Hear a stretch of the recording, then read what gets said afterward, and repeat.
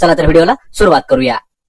तर पहा, आपला प्रश्न पहिला आहे, महाराष्ट्रातील खालीलपैकी कोणत्या ठिकाणी येरवाडा तुरुंग आहे? पहा, येरवाड्याचं जेल जे आहे ते महाराष्ट्रात कोणत्या ठिकाणी आहे? आपल्याला मित्रांनो कमेंट करून उत्तर द्यायचं आहे। हा व्हिडिओ आपला मॉक टेस्ट पद्धतीने घेण्यात येत आहे। प्रश्न विचारल्याच्या नंतर 3 ते 5 सेकंदामध्ये आपण कमेंट करून उत्तर द्यायचं आहे। याचं उत्तर आहे पहा, पर्याय क्रमांक 3, पुणे या शहरामध्ये येरवाडा नावाचं जेल आहे। लक्षात ठेवायचे, पर्याय क्रमांक 3। प्रश्न क्रमांक 2 आहे पहा, कुश भगत खालीलपैकी कोणत्या खेळाशी संबंधित खेळाडू आहे? लक्षात ठेवायचे, कुश भगत। आपल्याला कमेंट करून उत्तर देत राहायचं आहे मित्रांनो। याचं उत्तर आहे पहा, पर्याय क्रमांक 4, बुद्धिबळ या खेळाशी कुश भगत हा खेळाडू संबंधित आहे, म्हणजेच चेस। लक्षात ठेवायचे, बुद्धिबळ म्हणजे चेस, पर्याय क्रमांक 4 अचूक उत्तर आहे। प्रश्न क्रमांक 3 आहे, शरीरातील एकूण कॅल्शियम पैकी 90% कॅल्शियम कशामध्ये असते? पहा, शरीरात जेवढं काही आपल्या कॅल्शियम आहे त्यापैकी 90%, लक्षात ठेवायचे 90% कॅल्शियम हे कशामध्ये असते? आपल्याला कमेंट करून उत्तर द्यायचं आहे। तर याचा अचूक उत्तर आहे पहा, पर्याय क्रमांक 1, 90% कॅल्शियम जे आहे ते आपल्या हाडामध्ये असतं, म्हणजे बोन्स मध्ये असतं 90% कॅल्शियम। प्रश्न क्रमांक 4 आहे, महाराष्ट्रामध्ये दादोजी कोंडदेव स्टेडियम कोणत्या ठिकाणी स्थित आहे? पहा, दादोजी कोंडदेव या नावाचं स्टेडियम आहे ते महाराष्ट्रामध्ये कोणत्या ठिकाणी आहे? आपल्याला कमेंट करून उत्तर द्यायचं आहे। याचं उत्तर आहे पहा, पर्याय क्रमांक 3, ठाणे या ठिकाणी दादोजी कोंडदेव या नावानं स्टेडियम आहे। प्रश्न क्रमांक 5 आहे, खालीलपैकी हा धातू विजेचा सर्वश्रेष्ठ सुवाहक आहे, म्हणजे गुड कंडक्टर। पहा, विजेचा गुड कंडक्टर कोणता धातू आहे? आपल्याला कमेंट करून उत्तर द्यायचं आहे। याचं उत्तर आहे पहा, पर्याय क्रमांक 2, कॉपर म्हणजेच तांबे हा जो धातू आहे हा विजेचा सर्वश्रेष्ठ सुवाहक आहे, म्हणजे यामधून वीज ही सर्वात जास्त वाहू शकते। प्रश्न क्रमांक 6 आहे, यकृत हा अवयव शरीरातील कोणत्या संस्थेशी संबंधित आहे? पहा, जे आपलं यकृत आहे ते कोणत्या संस्थेशी संबंधित आहे? आपल्याला कमेंट करून उत्तर द्यायचं आहे। मित्रांनो, विज्ञानावरील महत्वाचा प्रश्न आहे। याचं उत्तर आहे पहा, पर्याय क्रमांक 4, यकृत हा जो अवयव आहे तो पचन संस्थेशी निगडीत येतो, पर्याय क्रमांक 4। प्रश्न क्रमांक 7 आहे, लायकेन हा सूक्ष्मजीव कोणत्या गटात येतो? पहा, लायकेन नावाचा जो सूक्ष्मजीव आहे तो कोणत्या गटामध्ये मोडला जातो? आपल्याला कमेंट करून उत्तर द्यायचं आहे। हा देखील विज्ञानावरील महत्वाचा प्रश्न आहे मित्रांनो। हा जो प्रश्नसंच आहे हा आरोग्यसेवक भरतीसाठी महत्वाचा प्रश्नसंच असणार आहे।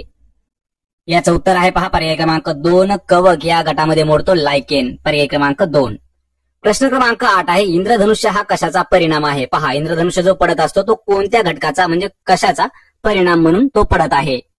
याचं उत्तर आहे पहा, पर्याय क्रमांक 4, वरील पैकी सर्व, म्हणजे प्रकाश अपस्करण आहे, प्रकाशाचे अपवर्तन आहे आणि प्रकाशाचे संपूर्ण आंतरिक परावर्तन आहे, म्हणजे वरील दिलेले सर्व पर्याय हे योग्य आहेत, पर्याय क्रमांक 4 आपलं योग्य उत्तर आहे, वरील सर्व। प्रश्न क्रमांक 9 आहे, हैदराबाद प्रतिज्ञा खालीलपैकी कोणत्या विषयाशी संबंधित आहे? पहा, हैदराबाद प्रतिज्ञा जी आहे ती कोणत्या विषयाशी संबंधित आहे? आपल्याला कमेंट करून उत्तर द्यायचं आहे। याचं अचूक उत्तर आहे पहा, पर्याय क्रमांक 4, जैवविविधता संवर्धनाशी संबंधित आहे हैदराबाद प्रतिज्ञा, पर्याय क्रमांक 4 अचूक उत्तर आहे। प्रश्न, आर्थिक स्वातंत्र्य किंवा आर्थिक निर्णयाचे स्वातंत्र्य म्हणजे काय? मित्रांनो, हा प्रश्न आहे, हा प्रश्न अर्थशास्त्रावर देखील विचारला जातो आणि राज्यघटनेमध्ये देखील या प्रश्नाचा काही उल्लेख आलेला आहे। पहा, आर्थिक स्वातंत्र्य किंवा आर्थिक निर्णय स्वातंत्र्य म्हणजे काय असतं? आपल्याला कमेंट करून उत्तर द्यायचं आहे। याचं उत्तर आहे पहा, पर्याय क्रमांक 3, त्याला उदारीकरण असं म्हटलं जातं। आर्थिक स्वातंत्र्य किंवा आर्थिक निर्णयाचे स्वातंत्र्य त्यालाच उदारीकरण म्हणतात, पर्याय क्रमांक 3। प्रश्न क्रमांक 11 आहे, मानवी हृदयाचे वजन साधारणपणे डॅश इतके असते? पहा, मानवी जे हृदय आहे, आपला हार्ट जे आहे त्याचं वजन साधारणपणे किती असतं? याचं उत्तर आहे पहा, पर्याय क्रमांक 3, 360 ग्रॅम जवळपास त्याचं वजन असतं मानवी हृदयाचं म्हणजे हार्टचं। प्रश्न क्रमांक 12 आहे, मानवी शरीरातील रक्तातील साखरेचे प्रमाण कमी होते तेव्हा इन्सुलिनचे स्रवण्याचे प्रमाण कसं होत असतं? पहा, ज्यावेळी मानवी शरीरातील रक्तातील जी साखर आहे त्याचं प्रमाण ज्यावेळेस कमी होतं त्यावेळी जे इन्सुलिन आहे त्याचं प्रमाण काय होत असतं? पहा, इन्सुलिन जे स्रवत असतं त्याचं प्रमाण काय होतं? आपल्याला कमेंट करून उत्तर द्यायचं आहे। विज्ञानावरील महत्वाचा प्रश्न आहे।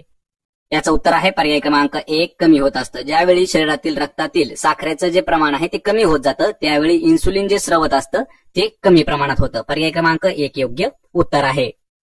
प्रश्न क्रमांक 13 आहे, भारतात इसवी सन 1856 मध्ये डॅश यांनी पुरातत्व विभागाची स्थापना केली आहे? पहा, भारतामध्ये 1856 साली पुरातत्व विभागाची स्थापना झाली आहे आणि ती कोणी केली आहे? आपल्याला प्रश्न विचारला आहे, तर कमेंट करून उत्तर द्यायचं आहे ती कोणी केली आहे। याचं अचूक उत्तर आहे पहा, पर्याय क्रमांक 2, लॉर्ड डलहौसी यांनी 1856 मध्ये पुरातत्व विभागाची स्थापना केलेली आहे, पर्याय क्रमांक 2।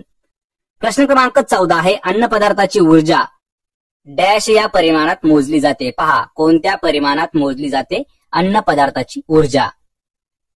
याचं उत्तर आहे पहा पर्याय क्रमांक 4 कॅलरी मध्ये मोजली जाते. पर्याय क्रमांक 4. मित्रांनो, आपल्याला जर व्हिडिओ पाहायचा असेल तर डिस्क्रिप्शन मध्ये अजून एक लिंक देणार आहेत आपण. यामध्ये आपल्याला त्याचे एकक पहा, वस्तू आणि एकक आपण घेतलेले आहेत. त्यामुळे पर्याय क्रमांक 4 याचे योग्य उत्तर होणार आहे. प्रश्न क्रमांक 15 आहे आधुनिक आवर्त सारणीमध्ये मूलद्रव्यांची मांडणी ही त्याच्या डॅश नुसार केली जाते. पहा, जे आपलं मॉडर्न पिरियोडिक टेबल आहे यामध्ये जे काही एलिमेंट्स आहेत म्हणजे मूलद्रव्य आहेत त्यांची मांडणी कोणत्या प्रकारे करण्यात आलेली आहे. आपल्याला कमेंट करून उत्तर द्यायचं आहे. याचं उत्तर आहे पहा पर्याय क्रमांक 3. त्याच्या अनुअंकानुसार आवर्त सारणीमध्ये मूलद्रव्यांची मांडणी ही करण्यात आलेली आहे. लक्षात ठेवायचे, आधुनिक म्हणजे मॉडर्न पिरियोडिक टेबलमध्ये अनुअंकानुसार त्यांच्या मूलद्रव्यांची मांडणी ही करण्यात आलेली आहे. पर्याय क्रमांक 3. प्रश्न क्रमांक 16 आहे भारताच्या राष्ट्रपती पदाची पहिली निवडणूक कधी पार पडली आहे. आपल्याला कमेंट करून उत्तर द्यायचं आहे. याचं उत्तर आहे पहा पर्याय क्रमांक 4. 6 मे 1952 रोजी भारताच्या राष्ट्रपती पदाची पहिली निवडणूक ही पार पडलेली आहे. मित्रांनो, हा प्रश्न इम्पॉर्टंट प्रश्न आहे, लक्षात ठेवायचा आहे. प्रश्न क्रमांक 17 आहे इक्रिसॅट ही संस्था कोणत्या राज्यामध्ये स्थित आहे. पहा, इक्रिसॅट नावाची संस्था आहे ती कोणत्या राज्यात आहे. आपल्याला कमेंट करून उत्तर द्यायचं आहे. हा प्रश्न आपल्याला भूगोलामध्ये विचारण्यात आलेला महत्वाचा प्रश्न आहे. याचं उत्तर आहे पहा पर्याय क्रमांक 2. तेलंगणा या राज्यामध्ये स्थित आहे इक्रिसॅट. प्रश्न क्रमांक 18 आहे भारतातील सरासरी पर्जन्यमान किती आहे. पहा, भारतामध्ये ऍव्हरेज जे पर्जन्यमान आहे म्हणजे सरासरी पर्जन्यमान आहे ती किती आहे. आपल्याला कमेंट करून उत्तर द्यायचं आहे. याचं उत्तर आहे पहा पर्याय क्रमांक 4. 1194 मिलीमीटर एवढा आहे सरासरी पर्जन्य. पर्याय क्रमांक 4. प्रश्न क्रमांक 19 आहे T20 क्रिकेटमध्ये 10,000 धावा पूर्ण करणाऱ्या पहिल्या खेळाडूचं नाव काय आहे. पहा मित्रांनो, हा प्रश्न आपल्याला स्पोर्ट्स वरती विचारण्यात आलेला महत्वाचा प्रश्न आहे, खेळावरती. T20 म्हणजे 20 ओव्हरच्या क्रिकेटमध्ये 10,000 धावा पूर्ण करणारा पहिला खेळाडू खालीलपैकी कोण आहे. याचं उत्तर आहे पहा पर्याय क्रमांक 3. क्रिस गेल यांनी 20 क्रिकेटमध्ये 10,000 धावा पूर्ण करणारा पहिला खेळाडू ठरलेला आहे क्रिस गेल. पर्याय क्रमांक 3. प्रश्न क्रमांक 20 आहे लोकसंख्येच्या दृष्टीने महाराष्ट्रातील दुसरे सर्वात मोठे शहर खालीलपैकी कोणतं आहे. पहा, कशाच्या लोकसंख्येच्या दृष्टीने आपल्याला विचारलं आहे महाराष्ट्रातील दुसरं शहर कोणतं मोठं आहे. त्याचं उत्तर आहे पहा पर्याय क्रमांक 4. पुणे हे जे शहर आहे हे महाराष्ट्रातील दुसऱ्या क्रमांकाचं सर्वात मोठं शहर आहे लोकसंख्येच्या दृष्टीने. प्रश्न क्रमांक 21 आहे कोणत्या दिवशी दयानंद सरस्वती यांची जयंती साजरी केली जाते. पहा, स्वामी दयानंद सरस्वती यांची जयंती जी आहे ती कोणत्या दिवशी साजरी केली जाते. कमेंट करून उत्तर द्यायचं आहे. याचं उत्तर आहे पहा पर्याय क्रमांक 2. 12 फेब्रुवारी या दिवशी स्वामी दयानंद सरस्वती यांची जयंती साजरी करतात. पर्याय क्रमांक 2.